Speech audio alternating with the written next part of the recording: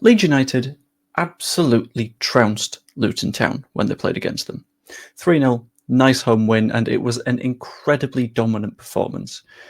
And I think a lot of it came from the fact that we had a very clear tactical switch from something that we were doing in recent weeks that worked wonders.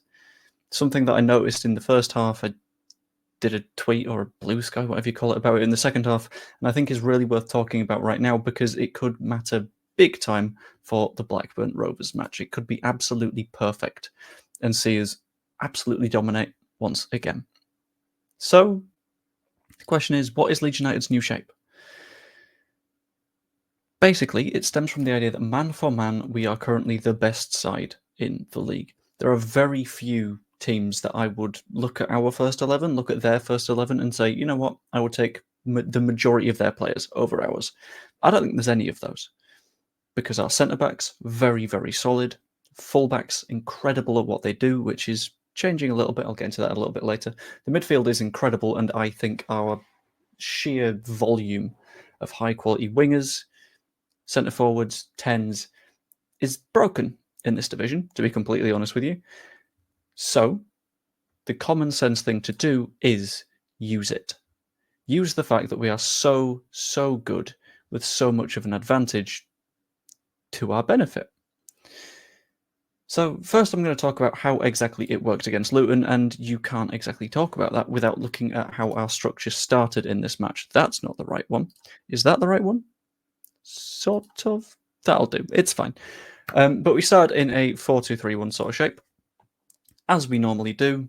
Byram at left back, Rodon, Stroke, Bogle, all that jazz. And then things started to evolve a little bit, because when we had possession of the ball, we would change shape quite significantly. So, specifically, a good few people noted that Sam Byram was inverting into midfield. I've scrolled down here. Byram would invert into midfield, with Rothwell and Tanaka shifting across a little bit to accommodate that, and all three of them would occupy space in the final third towards their end of the pitch and really sort of make things difficult for their midfield. At the same time, Jayden Bogle, known for bombing on, would effectively take a place as a winger. The number of times I would be looking across our back line going, where's Jayden Bogle? And discovering that he was almost essentially in their final third was huge. And that is, I think, a big part of our tactical shape right now. To accommodate this, you'd see Willie Gnonto shift across a little bit. People have been begging for him to play in the 10, and he basically did against Luton Town, and Aronson shifted across to the left a touch to accommodate for it.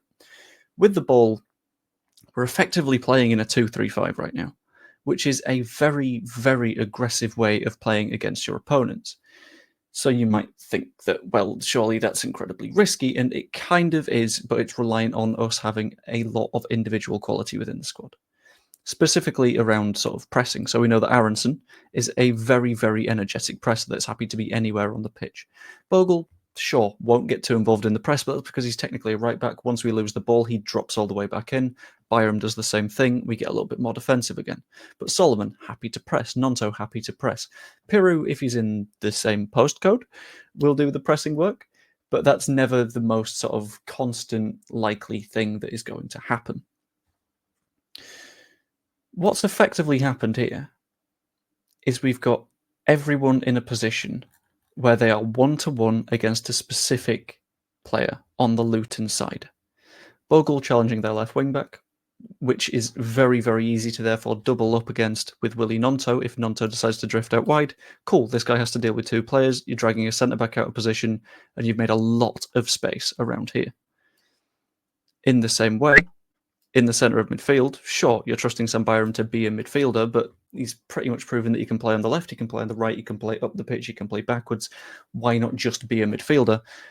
And is made to deal with their right central midfielder. And then you've got Rothwell and Tanaka doing their thing, being the best midfield pair in the division, except for maybe our other midfield pair, but that's because we've got so many really, really good midfielders.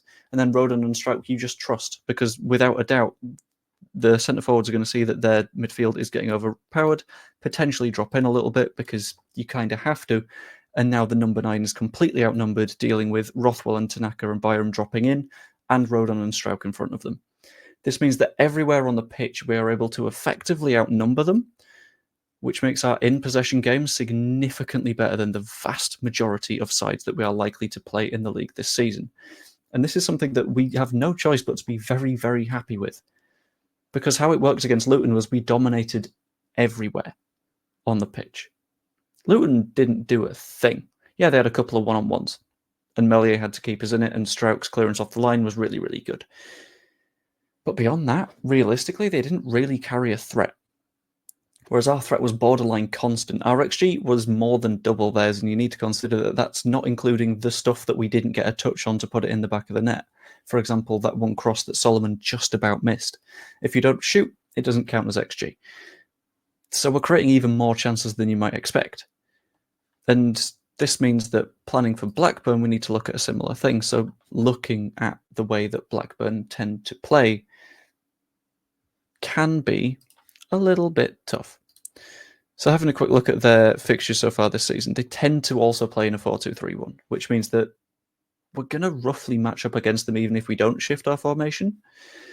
But at the same time, they don't mind having someone to drop in and do a little bit of defensive midfieldy stuff. There's Lewis Travis, who is happy to do that. There is Sondre Tronstad, who is more than happy to do that as well, which means that there is a world in which we just push them back and push them back and push them back. Also got to consider that in terms of pure ability, again, we outdo Blackburn. So okay, if we try the same thing again, because they will be forced to adapt, because you don't want to be Blackburn Rovers in a situation where your players aren't as good as Leeds United, and we've also got 5 attackers to your 4 defenders. They're a team that thrive when they don't have the ball. So I think we try and make it transitional. On R5, it's faster, is technically better, and will just pull apart their backline. So I can see that working really effectively for us, but there are some interesting issues for Blackburn. First up is that possession problems thing. I think 6 matches they've lost. In 5 of them, they had the majority of possession. At the same time, in the 7 matches they've won, in 6 of them, they've had less than 50% of the ball. They thrive when they don't have the ball, which is very, very weird, which means that we're going to have to be very careful, make sure we're not hit on transition, and if they want to get transitional, hit them harder. We've got a Dan James.